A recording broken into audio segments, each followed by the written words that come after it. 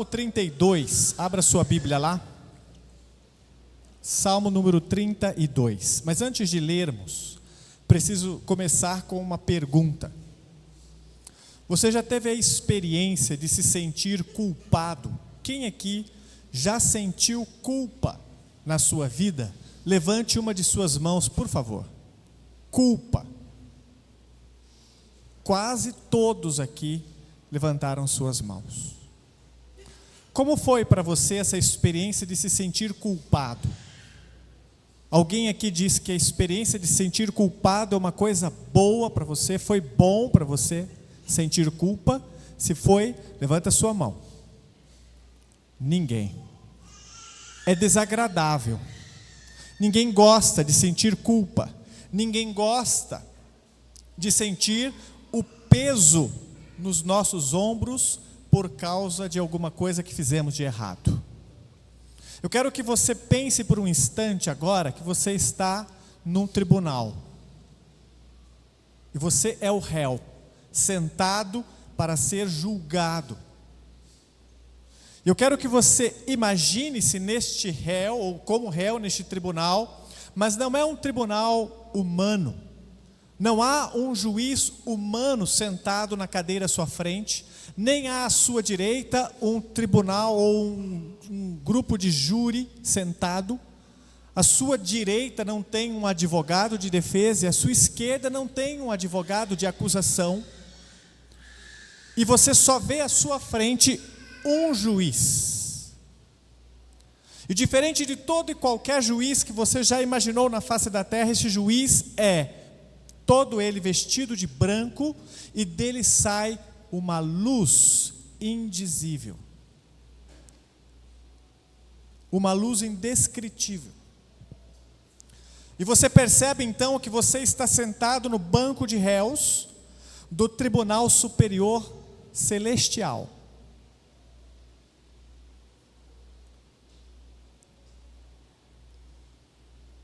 E neste exato minuto em que você se dá conta de que sua alma está em julgamento, você se dá por conta de todas as coisas erradas que você já fez em toda a sua vida. Das pequenas e grandes bobagens. Das palavras que você e eu dissemos impensadamente ou até pensadamente, que trouxeram tristeza a pessoas que nós amamos. E num segundo também você se lembra de cada pensamento errado que você cultivou em sua mente.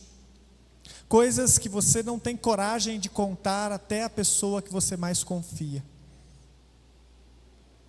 E você não tem, como eu, coragem de levantar os olhos para encarar o juiz, porque há um senso na sua alma, um senso de que você sabe exatamente que o juiz conhece o nosso coração. Você não precisa de alguém para te acusar, porque você sabe que o juiz esteve contigo todos os minutos da sua vida. Ele esquadrinhou seus corações do mais profundo, e não há absolutamente nada que você possa dizer para justificar nenhuma das escolhas erradas que tivemos. Não há desculpas. Não há como transferir a culpa para alguém, porque você está só no tribunal diante do juiz. Não há como dizer que os seus pecados foram responsabilidade de ninguém mais a não ser de si mesmo. E diante de ti resta apenas duas opções. Ou você concorda com ele e admite os seus pecados e então sofre a punição e a condenação. Ou então um milagre celestial acontece e os seus pecados somem por um instante e desaparecem da memória do seu juiz, e você então sairá de lá completamente inocentado. Mas uma coisa é certa: você não sairá de lá a não ser culpado ou inocente.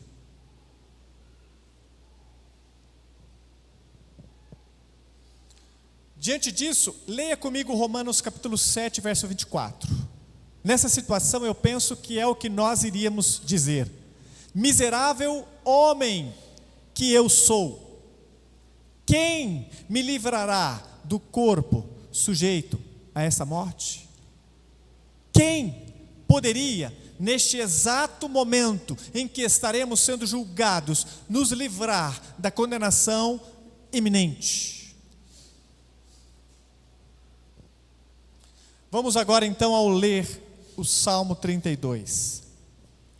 Diz o texto: como é feliz aquele que tem suas transgressões perdoadas e seus pecados apagados. Como é feliz aquele a quem o Senhor não atribui culpa e em quem não há hipocrisia. Enquanto eu mantinha escondidos os meus pecados, o meu corpo definhava de tanto gemer. Pois dia e noite a tua mão pesava sobre mim, minhas forças foram se esgotando como em tempo de seca. Então reconheci diante de ti o meu pecado, e não encobri as minhas culpas. Eu disse: confessarei as minhas transgressões ao Senhor, e tu perdoaste a culpa do meu pecado. Portanto, que todos os que são fiéis orem a ti, enquanto pode ser encontrado. Quando as muitas águas se levantarem, elas não os atingirão. Tu és o meu abrigo, tu me preservarás das angústias e me cercarás de canções de livramento. Eu o instruirei e o ensinarei no caminho que você deve seguir. Eu o aconselharei e cuidarei de você. Não sejam como o cavalo ou o burro, que não têm entendimento, mas precisam ser controlados com freios e rédeas. Caso contrário, não obedecem. Muitas são as dores dos ímpios, mas a bondade do Senhor protege quem nele confia. Alegrem-se no Senhor e exultem, vocês que são justos, cantem de alegria, todos vocês que são retos de coração. Amém? Que tipo de impacto o perdão dos teus pecados tem sobre você? Vou repetir essa pergunta porque ela é basicamente o tema da nossa mensagem nessa noite. Que impacto tem na sua vida o perdão dos seus pecados?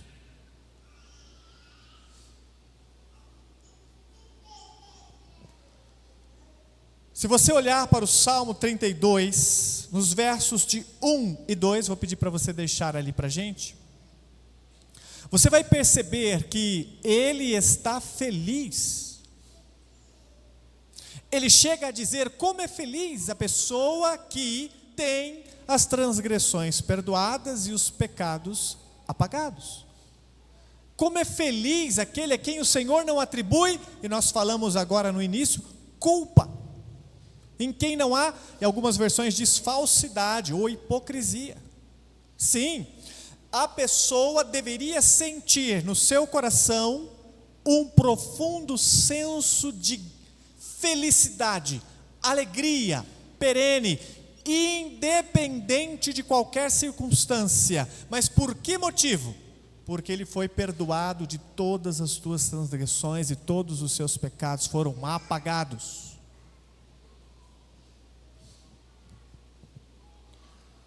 Então nós concluímos ali já nos primeiros 2 versículos do Salmo 32, que nós deveríamos, em resposta ao perdão de Deus, ter um coração cheio de gratidão, ter um coração cheio de alegria, de felicidade, pelo fato de termos sido perdoados pelo Senhor. Abra sua Bíblia comigo, no Evangelho de Lucas, capítulo 7, versículos de 36 a 38, aqui Jesus conta para nós, 36 a 48, Jesus conta para nós uma parábola sobre quem está mais feliz ou quem tem mais gratidão no coração. Olha que interessante, convidado por um fariseu para jantar, Jesus foi à casa dele e reclinou à mesa.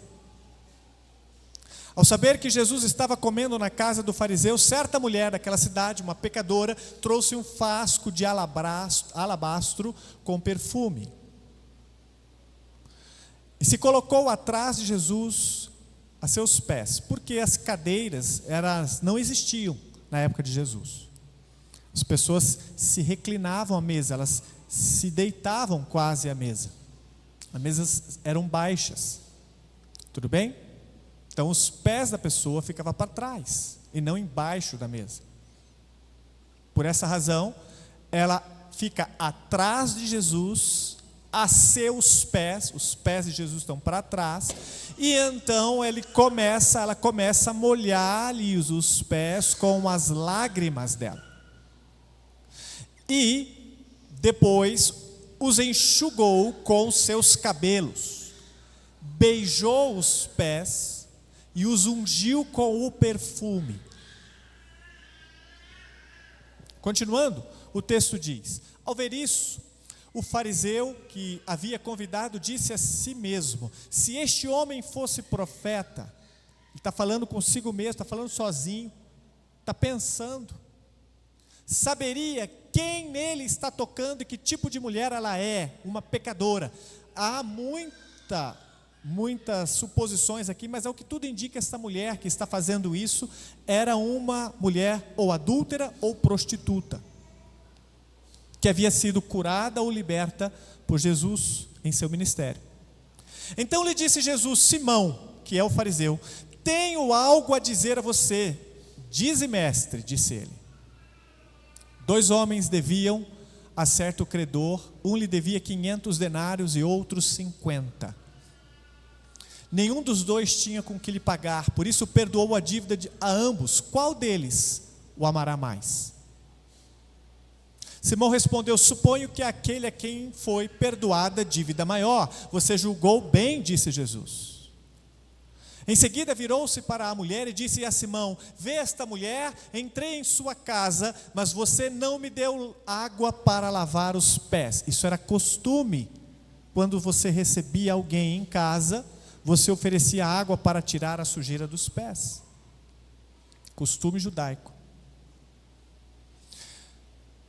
Você não me deu água para lavar os pés, ela porém molhou os meus pés com suas lágrimas e os enxugou com os seus cabelos. Você não me saudou com um beijo, costume. Um bom anfitrião fazia isso ao receber um convidado em casa. Mas esta mulher, desde que entrei aqui, não parou de beijar os meus pés. Você não ungiu a minha cabeça com óleo, mas ela derramou perfume nos meus pés. Portanto, eu digo, os muitos pecados dela lhe foram perdoados, pois ela amou muito, mas aquele a quem pouco foi perdoado, pouco ama. Então Jesus disse a ela: seus pecados estão perdoados. Amém? Note bem, quão pecador nós nos sentimos diante do Senhor dos senhores. Quão indigno, quão imerecedor, quão falho. O problema de Simão é que ele estava cheio de orgulho, ele não conseguia render graças, ou mesmo exaltar, ou mesmo engrandecer a Jesus, porque o seu coração estava cheio de orgulho pessoal. Ele se orgulhava de ser um homem bom. Ele era fariseu, provavelmente acostumado a orar, ler a Bíblia, fazer orações, dar esmolas, um homem religioso. E este orgulho o impedia de tratar aquele homem bem. Aquele homem é Jesus. Por quê? Porque ele não tinha nenhum pecado ao seu olhar. Ele era um homem justo aos seus próprios olhos. Já aquela mulher, diferente de Simão, se via indigna e merecedora, pior das mulheres, aquela que merecia o fogo do inferno direto, mas ela estava tão radiante de alegria, porque Jesus a amava de forma tão impressionante, e o perdão que foi oferecido foi tão tremendo e impactou tanto a sua vida, que ela não se cabia de alegria, porque ela sabia o que merecia da parte do Senhor, ela sabia que ela era indigna, ela sabia que ela não deveria estar ali, que aquele não era um lugar para ela, mas ela sentia uma dívida com Jesus, uma dívida de gratidão. Ela o amava de tal forma que ela não podia perder aquela oportunidade de mostrar o quanto ela estava agradecida por tudo que Jesus havia feito em sua vida. Por isso eu lhe pergunto novamente: quão pecador nós nos sentimos diante do Senhor? A nossa gratidão a Deus, nossa vida de devoção e de amor, depende exclusivamente do quanto nos sentimos perdoados ou endividados para com Ele. Quanto mais indignos nos sentimos, mais valor damos ao que Ele fez por nós. Quanto mais justos nós nos sentimos aos olhos de Deus, então menos valor damos àquilo que Ele fez por nós na cruz. Por isso, no Salmo 32, ele começa dizendo: como é feliz, que alegria tem aquele que é perdoado os seus pecados, ou como é feliz aquela alma cujos seus corações, ou cujos seus pecados foram apagados. Mas por que ele está tão feliz? Por que ele está tão alegre? Bom, ele está feliz e alegre porque ele encontrou o perdão de Deus.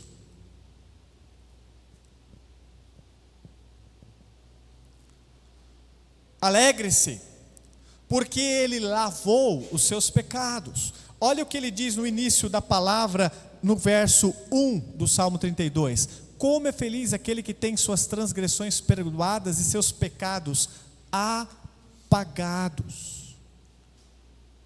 A palavra hebraica que é usada aqui para apagar, significa literalmente levada fora, ou levada embora.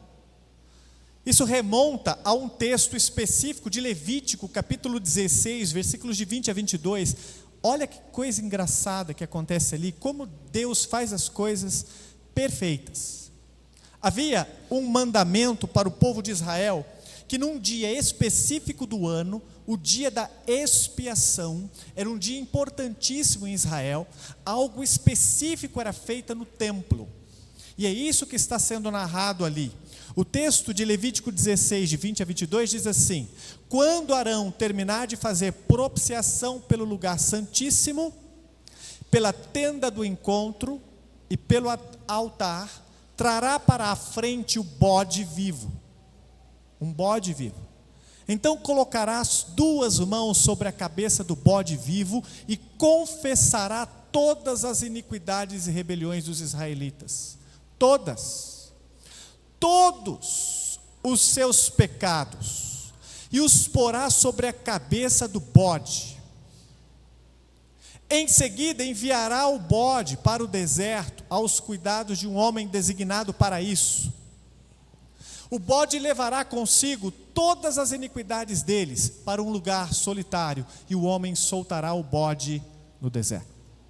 No dia da expiação, no dia desta festa, desse ato, os pecados do povo eram transferidos para o bode, e o bode era solto no meio da vida selvagem, e ela ia indo embora. Isso era um símbolo. O símbolo era: sim, haverá um dia em que o Senhor levará todos os seus pecados embora. Haverá um dia em que todas as transgressões serão levadas pelo verdadeiro Cordeiro de Deus, que João descreveu como aquele que tira o pecado do mundo. Será levado fora, levado embora, como aconteceu no dia da expiação. Jesus é o nosso Cordeiro perfeito. Ele carrega as nossas transgressões com Ele para sempre. Carregou embora, eles não mais estão sobre a sua vida. Como deveríamos nos sentir agora que Ele fez isso por nós? Como deveria se sentir o povo de Israel no dia em que aquele bode era solto fora da comunidade? Os pecados foram embora, estamos libertos, estamos livres do pecado. É assim que deveríamos nos sentir todos os dias diante do Senhor. O quanto o peso dos nossos pecados nos deixam de joelhos diante do Senhor em gratidão. Obrigado, Senhor, porque eu era assim.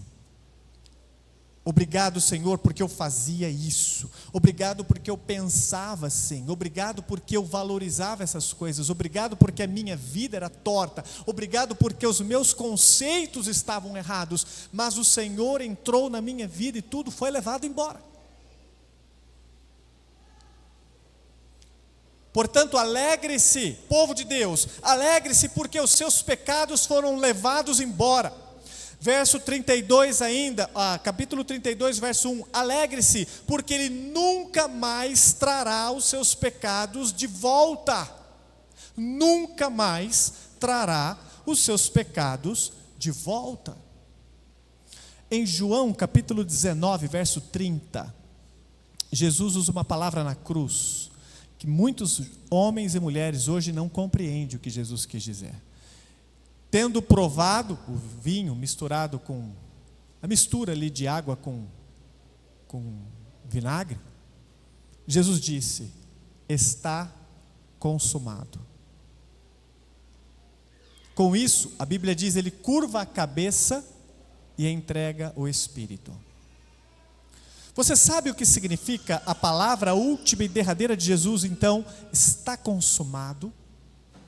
A palavra está consumado significa precisamente que não existia mais nada em aberto, que sua obra estava totalmente cumprida, realizada, e que aquilo que ele havia vindo para realizar foi cumprido até o último detalhe. Sabe qual era a obra que ele veio realizar? Ele veio tirar o pecado do mundo.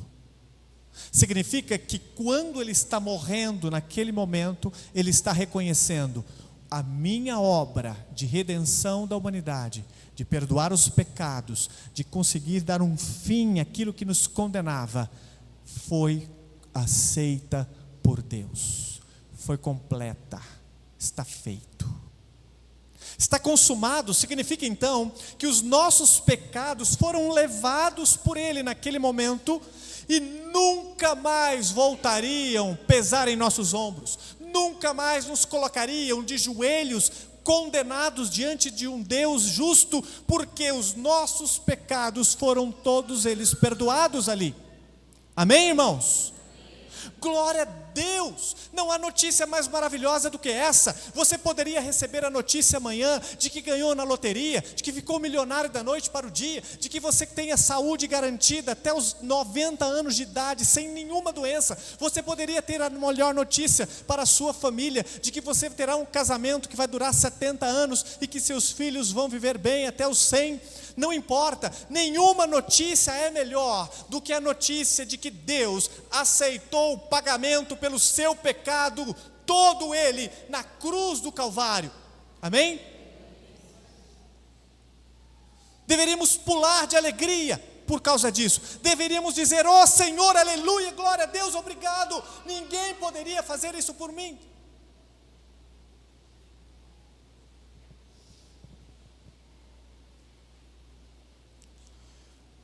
Está consumado. Mais do que isso, para Deus é como se eu nunca tivesse cometido pecado nenhum. Vou repetir essa frase.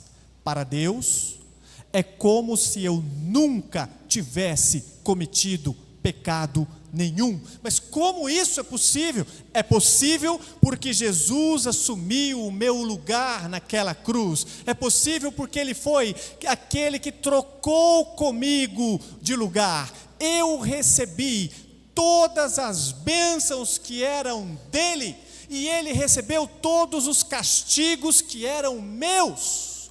Houve uma inversão, uma troca naquela cruz. Ele assume as minhas dores, o meu castigo, a minha transgressão, o meu pecado, a minha morte, e eu recebo toda a vida, toda a graça, toda a misericórdia, todo o amor de um Deus que eu não merecia.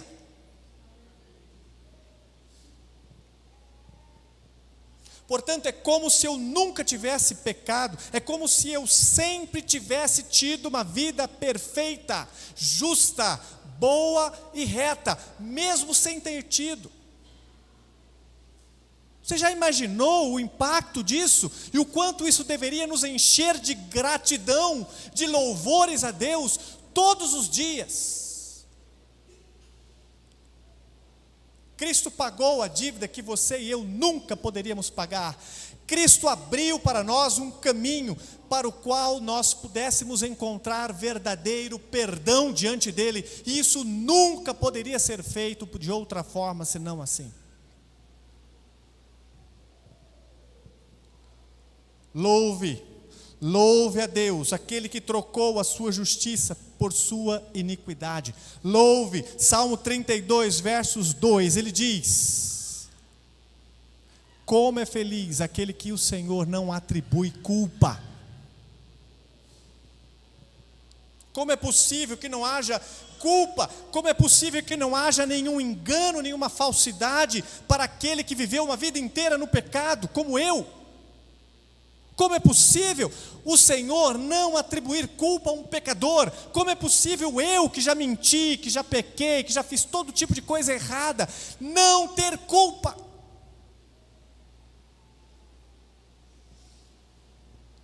Isso só é possível porque lá em Romanos a Bíblia diz que Jesus Cristo se tornou justiça por nós. Ele assumiu o nosso lugar. Nossos pecados não são simplesmente levados embora por Deus, não, magicamente, deixando para trás uma casca vazia, como se os pecados sumiram, hoje aqui está vazio, agora pode encher de novo. Não, Cristo levou os nossos pecados e encheu dele mesmo no lugar. Abra a Bíblia em 2 Coríntios 5, 21.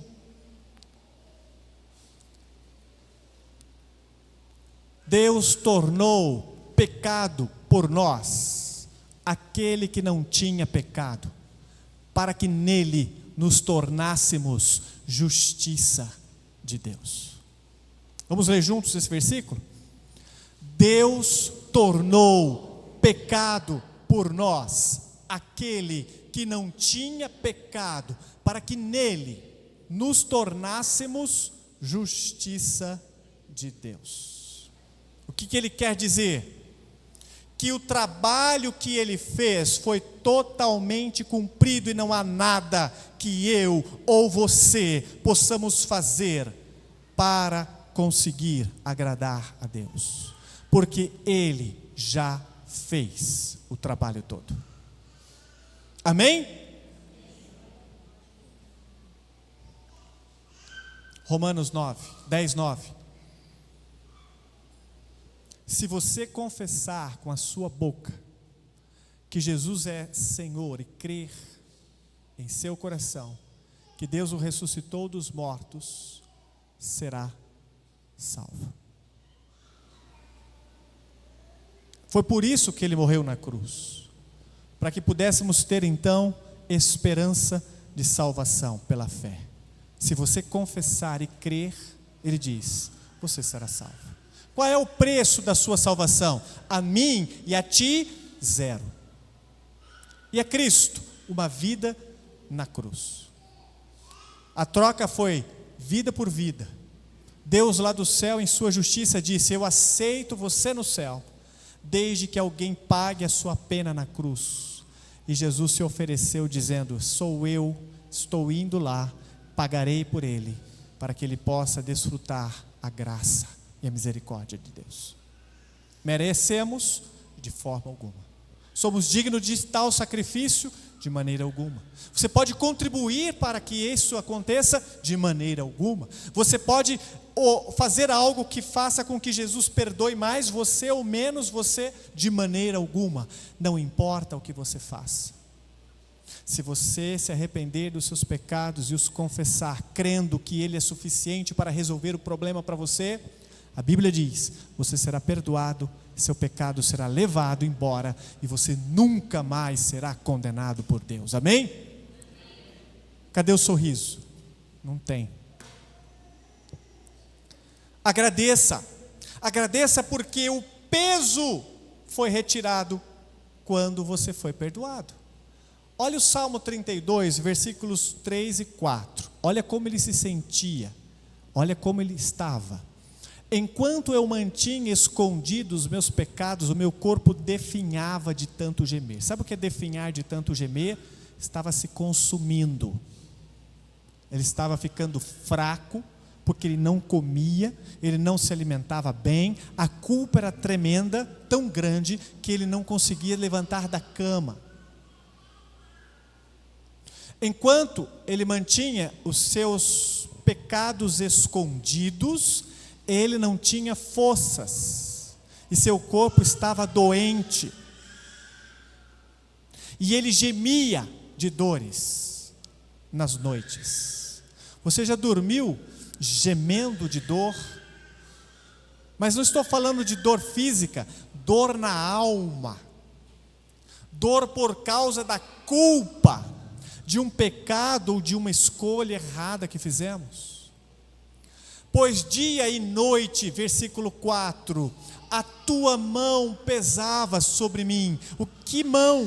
Que mão? E mão de quem? A mão de Deus pesava sobre o rei Davi, todas as noites, lembrando a ele do seu pecado, era vívido na sua memória.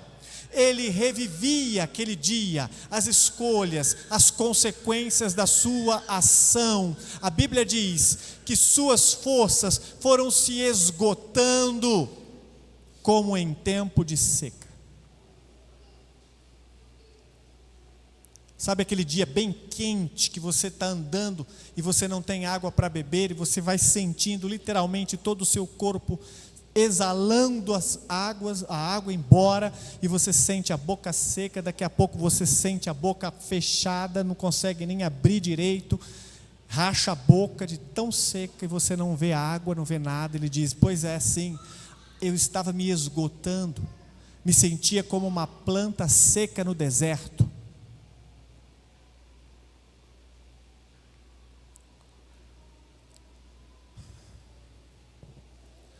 Onde nós queremos chegar aqui neste ponto, é que a obra que Jesus Cristo fez na cruz foi tão perfeita, que Ele não só retirou de ti os pecados do seu passado, mas também retirou os pecados do seu presente.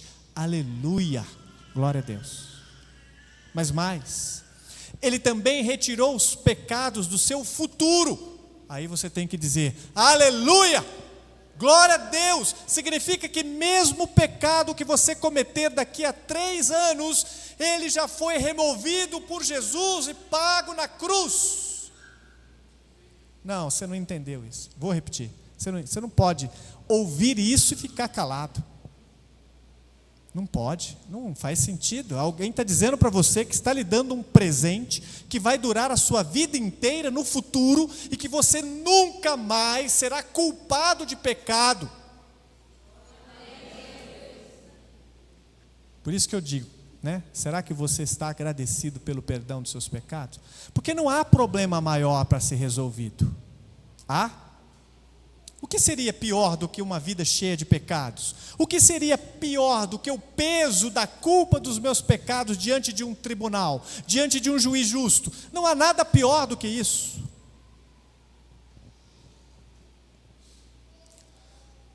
Mas só porque você está perdoado não significa que você não deixou de pecar. Não é porque Ele fez esta obra na cruz, não é porque Ele perdoou você ali, morreu e deu sangue, que você não viva mais pecando. A diferença entre o crente e o incrédulo não é que um peca e o outro não, mas um responde ao pecado amando mais ainda o pecado, e o outro responde ao pecado em arrependimento, confissão e abandono. Vou repetir isso. A diferença é a resposta que todos nós damos ao pecado. Embora eu seja perdoado por Deus, um Deus santo e justo, de todos os meus pecados, Ele colocou em mim um senso apurado de culpa ao pecar. Ele colocou sobre mim o Espírito Santo. E o Espírito Santo trabalha em meu coração. E quando eu hoje vou contar uma mentira, É imediato a ação do Espírito em meu coração, dizendo: Jesus morreu por causa desta mentira. Você terá coragem de mentir novamente, sabendo quanto isso custou ao seu Senhor. E neste exato momento, o crente de verdade sente uma tristeza no coração, e ele toma uma seguinte decisão: eu não vou mentir, custe o que custar. Agora o outro, o incrédulo, ele vê uma oportunidade de lucrar mentindo, ele não pensa duas vezes, ele mente, alguém o acusa de mentir, ele diz: menti mesmo, qual o problema? E minto mesmo, qual o problema? Todo mundo mente. O cristão mente e as lágrimas vêm aos olhos. Senhor, eu o feri, eu o crucifiquei de novo, estou lancetando o seu lado com a minha mentira. E o ímpio mente e pensa: todo mundo faz isso, não tem problema, é normal. Se eu não mentir, não vou conseguir nada nessa vida.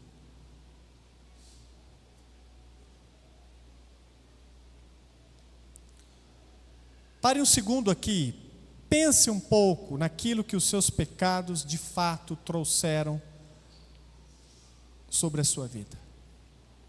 Pare para pensar um pouco sobre de fato o que você merece de Deus. As pessoas gostam de falar isso, gostam de falar o que elas merecem de Deus. Eu mereço ser feliz, eu mereço que Deus me dê muito amor, eu mereço que Deus me dê muita paz, porque Ele é um Deus de amor, Ele é um Deus de paz. Mas Ele é um Deus que odeia o seu pecado. E aí, como é que fica? E Ele odeia tanto o seu pecado que Ele vai ser capaz de nos enviar ao inferno por culpa disso.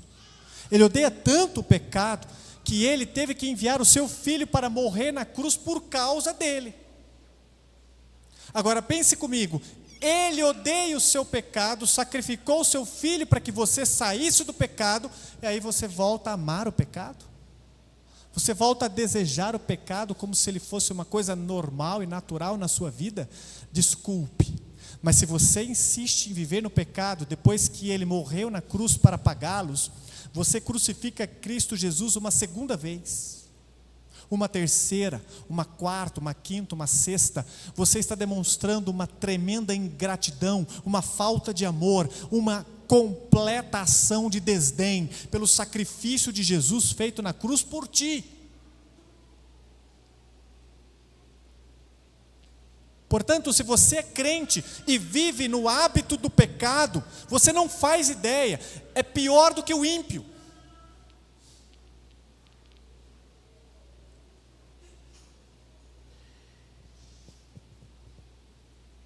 Porque o ímpio peca porque não conhece a verdade. Ele peca e não se arrepende porque nunca ninguém conseguiu convencê-lo que o pecado é uma coisa terrível. Mas nós já fomos convertidos, nós já fomos convencidos do pecado e dos seus efeitos devastadores e do castigo que merecíamos. Como podemos ainda amar e viver planejando o pecado?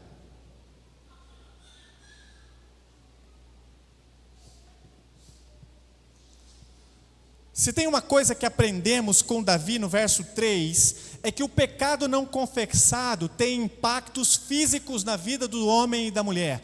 Crente, o ímpio não liga, se ele mata, se ele mente, sabe do que o ímpio se arrepende? Das consequências do seu pecado. Ele se arrepende porque ele vai para a cadeia.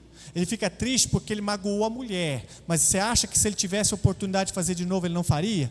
Muitas vezes faria de novo e de novo e de novo. Desde que ele não fosse pego. Porque o ímpio não se arrepende do pecado, ele se arrepende daquilo que o pecado traz de ruim para a sua vida ou da vida dos outros. Ele não se arrepende diante de Deus, ele se arrepende diante do próximo. Ele foi pego na mentira, aí ele se arrepende. Ele não está se arrependendo por causa de Deus e do seu relacionamento com o Senhor. Ele está se arrependendo porque ele não quer perder o emprego. Ele foi pego acessando pornografia no trabalho. Então ele diz para o seu patrão: desculpa, eu sei que está errado, eu não vou fazer mais isso de novo. Ele não está falando isso porque ele está arrependido e nunca mais ele vai ver pornografia na vida. Ele está arrependido porque ele vai perder o emprego se ele não disser isso. Acredito que ele vai fazer quando ele chegar em casa? Acessar de novo. Porque lá em casa, ninguém vai mandar ele embora, ele já saiu do serviço. Então está tudo bem agora, ninguém tem mais nada com isso. No trabalho eu tenho que tomar cuidado, mas em casa, ou na rua, ou em qualquer outro lugar que não seja o trabalho, não tem problema.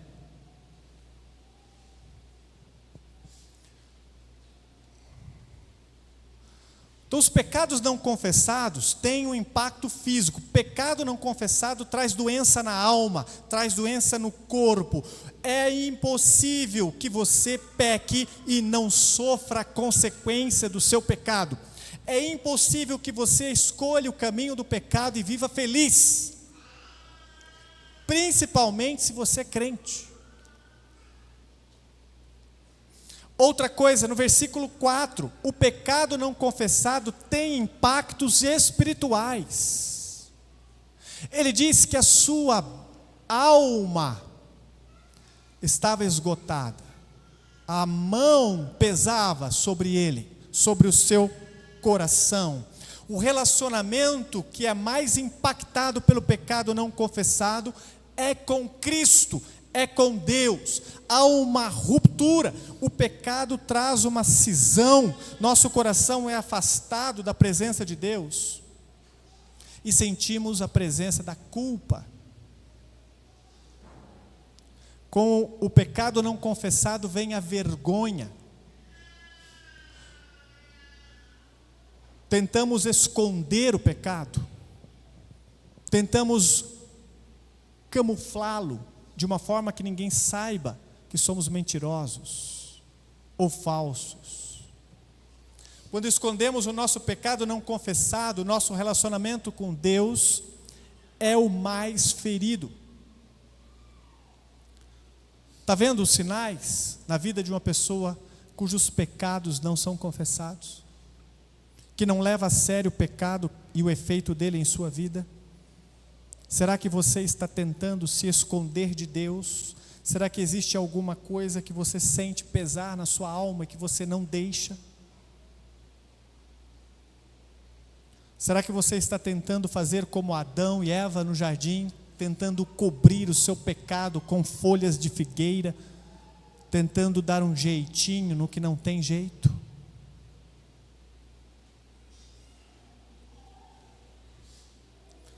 Será que você não está carregando um peso de vergonha pelos pecados contra os quais ainda está lutando e não tenha abandonado? Embora ele já tenha morrido na cruz e perdoado você, você ainda não consegue deixar este ou aquele pecado para trás e sente vergonha disso. Pecado confessado leva os fardos, alivia, traz paz, cobre uma multidão de pecados. Quando Adão confessou o seu pecado, abriu a porta para Deus derramar sobre ele uma promessa de resgate. No momento em que ele abre os lábios para dizer: eu comi, eu desobedeci, eu fiz o que o Senhor não me aprovou ou não me permitiu fazer. Naquele momento, Deus sacrifica um animal, cobre Adão e Eva e lhe dá uma promessa.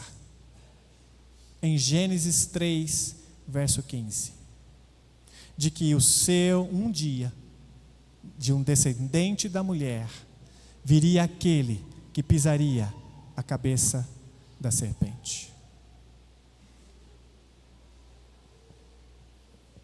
Mas só foi possível quando Adão confessou o seu pecado. 1 João, capítulo 1, versículo 9. Você conhece esse versículo? Conhece de cor? Conheça esse versículo de cor. Se você não tem, decore. Grava na sua Bíblia. Se confessarmos os nossos pecados, Ele é fiel e justo para perdoar os nossos pecados e nos purificar de toda injustiça. Note como o versículo começa. Ele não começa com uma promessa, ele começa com uma uma adversativa. Se você confessar. Há uma condição aqui. Você só vai ser perdoado se confessar.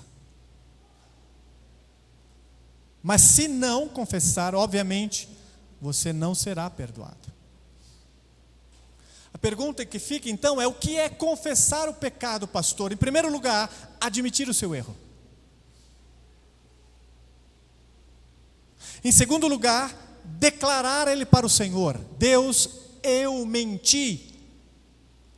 E mentir é algo que o Senhor abomina, o Senhor detesta a mentira e o mentiroso.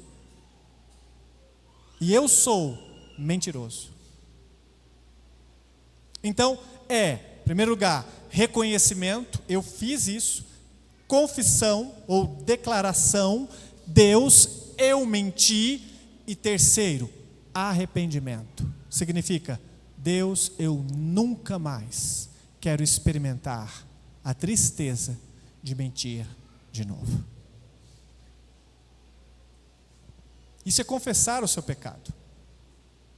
É isso que Davi estava dizendo. Quando confessei o meu pecado, ou seja, no dia em que eu reconheci ele, falei dele com Deus e deixei ele para trás, nesse dia minha alma foi renovada, meu coração sorriu de novo e tive paz. E encheu de paz o meu coração. Versículos de 5 a 10.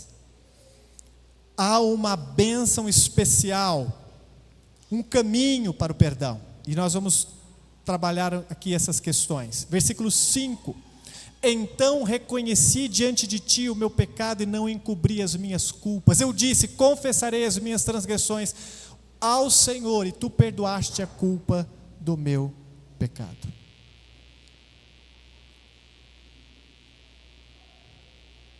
Sabe uma coisa que você percebe ali, que ele fez e que nós precisamos fazer? A palavra diante de ti. Diante de ti. Sabe o que isso me diz?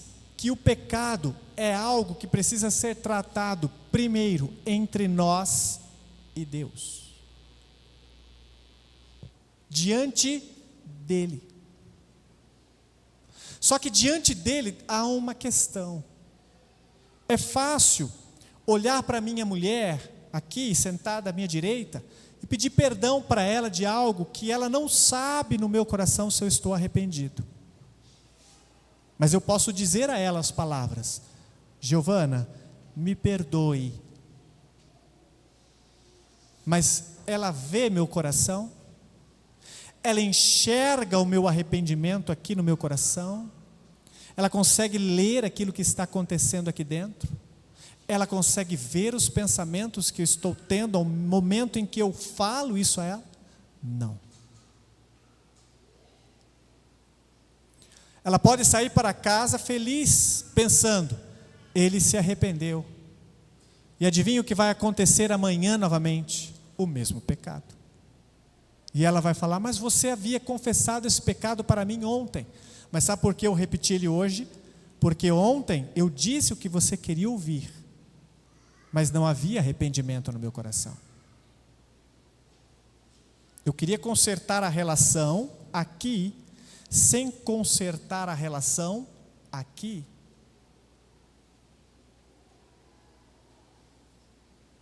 Quando você lida com o seu pecado num relacionamento com Deus, a primeira coisa que você tem que lembrar é que Deus sabe exatamente o que está passando no seu coração. E acredite, com Ele não cola apenas as palavras bonitas dos seus lábios. Ele não vai se deixar impressionar porque você usou palavras belas, porque você chorou, levantou as mãos. Ele não vai lá do céu dizer: ah, ele se arrependeu, olha lá, está até chorando. Não. Porque ele sabe quando são lágrimas de um coração arrependido e quando são lágrimas de crocodilo. Quando você não lida bem com o seu pecado no seu relacionamento com Deus, você é incapaz de lidar com o seu pecado no relacionamento com o seu próximo. É por isso que nós teimamos em repetir os mesmos erros. É por isso que nós nos arrependemos hoje e cometemos os mesmos pecados amanhã, porque nós não levamos o nosso pecado tão a sério, ao ponto de realmente experimentar profundo arrependimento.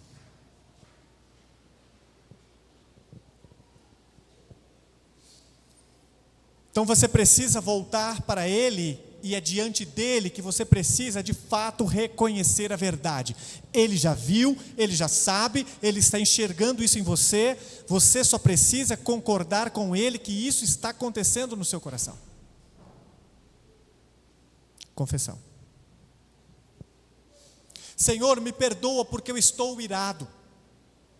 Eu preciso vencer a ira. Por que eu não consigo vencer a ira? Porque eu ainda continuo muitas vezes justificando as minhas razões para ficar irado.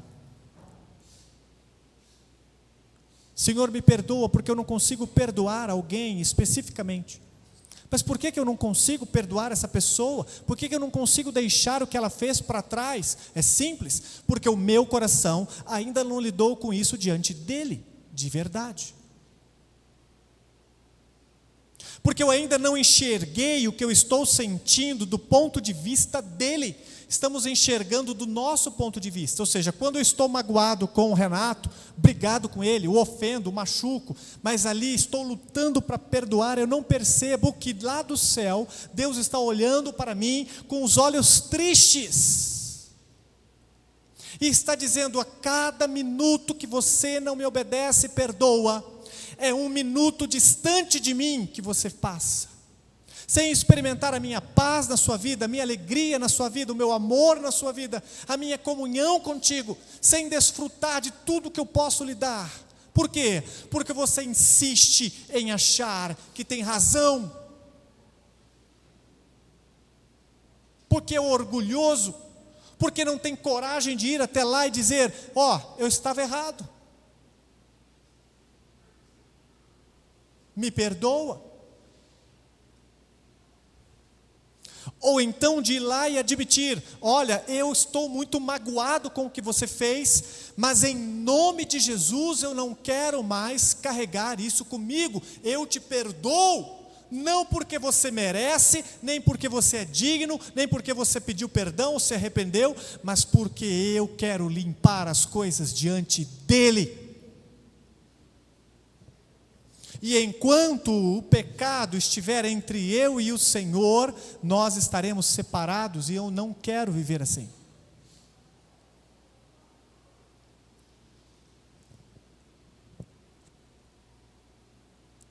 Então se volte para Deus em oração e encare o seu pecado da forma como ele deve ser encarado, do ponto de vista dele e não do seu.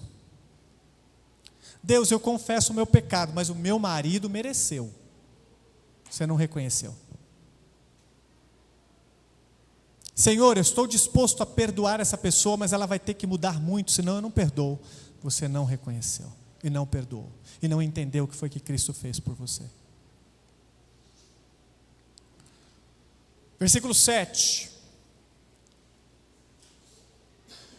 Encontre refúgio no Senhor, Tu és o meu abrigo, Tu me preservarás das angústias e me cercarás de canções de livramento. Aquele que foi perdoado, que encontrou razão para viver na presença do Altíssimo, porque encarou o seu pecado e encontrou perdão. Ele está refugiando-se e abrigado debaixo do Senhor, ele está cercado pela presença do Senhor, a comunhão, ele está protegido, abrigado, garantido, ele está garantido inclusive das angústias da vida.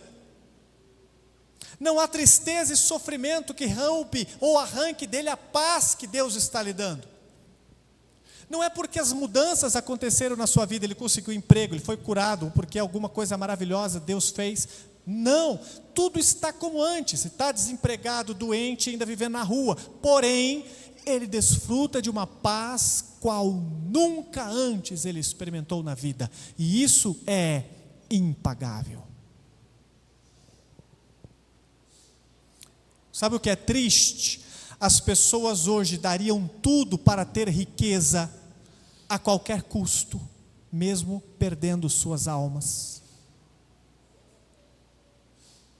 Mas não estariam dispostos a deixar tudo para encontrar paz com Deus e salvação de suas almas. Vou fazer uma proposta para você. O que você escolhe? 80 anos de vida farta na terra, tudo do bom e do melhor, riqueza infinita, tudo que você pensar é seu, tudo que você quiser você terá, onde você quiser ir você vai chegar, mas depois uma eternidade no inferno. Ou uma vida miserável onde você nunca terá aquilo que você busca, sofrimento, dor, doença, mas ao final, salvação eterna da sua alma. O que você prefere? O que você escolheria? Sabe o que as pessoas escolheriam hoje? Sem pestanejar, eu quero os 80 anos. Mas não, pastor, eu não escolheria isso. Olha para a sua vida. Veja as escolhas que você faz. Elas refletem que você quer Cristo a todo custo ou que você quer a riqueza desse mundo a todo custo? Aí depois você me diga, se eu estiver equivocado, me corrija. Mas infelizmente a maioria de nós daria tudo para ganhar um pouco.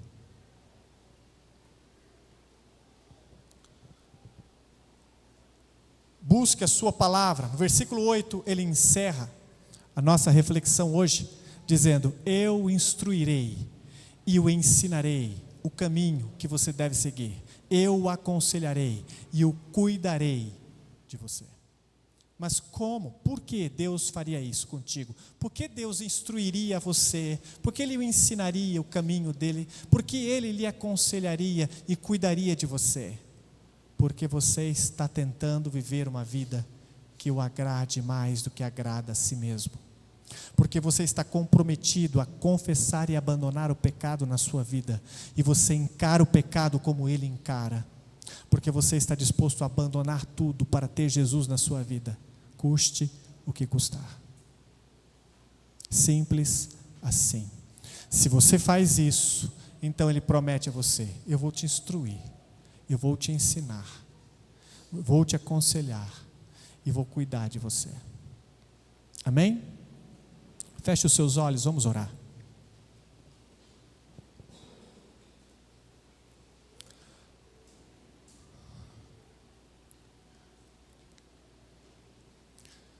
Maravilhoso Deus, estamos em Tua presença nesta noite, pensando sobre o motivo da nossa gratidão. Senhor, nós percebemos esta noite que aquele que encontra perdão, aquele que encontra perdão dos seus pecados, recebeu a maior dos presentes, recebeu a maior de todas as bênçãos. O Salmo 32 revela para nós como Davi se sentiu depois que ele foi perdoado, depois que ele confessou o seu pecado.